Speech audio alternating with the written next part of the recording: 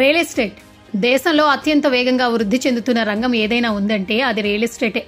జనాభా పెరుగుతున్న కొద్దీ కూసంత జాగా నివాసానికి ఇళ్లు దొరకదు అనేది ఇప్పుడు చాలా ప్రియంగా మారింది. అయితే ఒకవైపు ఇలాంటి పరిస్థితుల్లో కూడా దేశంలో లగ్జరీ ఇళ్లకు పెరుగుతున్న డిమాండ్ చూస్తే కళ్లు చెదిరిపోతాయి. దేశ రాజధాని న్యూఢిల్లీలో సమీపంలో ఓ రియల్ ఎస్టేట్ డెవలపర్ చేపట్టిన 7,200 కోట్ల విలువైన ప్రాజెక్టులోని మొత్తంగా 1,113 లగ్జరీ అపార్ట్మెంట్లు 3 రోజుల్లోనే అమ్ముడిపోయాయి. అది కూడా నిర్మాణం ప్రారంభం కాకముందే.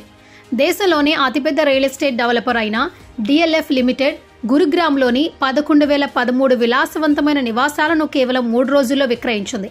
ఇందులో పావువంతు ఇళ్లను ప్రవాస భారతీయులు కొనడం విశేషం.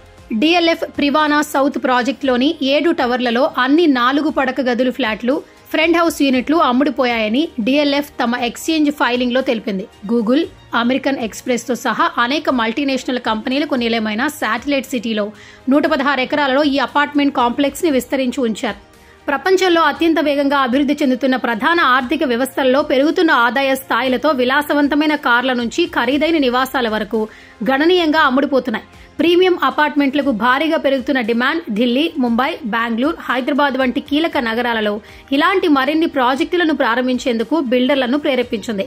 కాగా గత సంవత్సరంలోనూ DLF ఇదే విధంగా కేవలం 3 రోజుల్లో సుమారు 100 కోట్ల విలువైన 1,100 అపార్ట్మెంట్లను విక్రయించింది.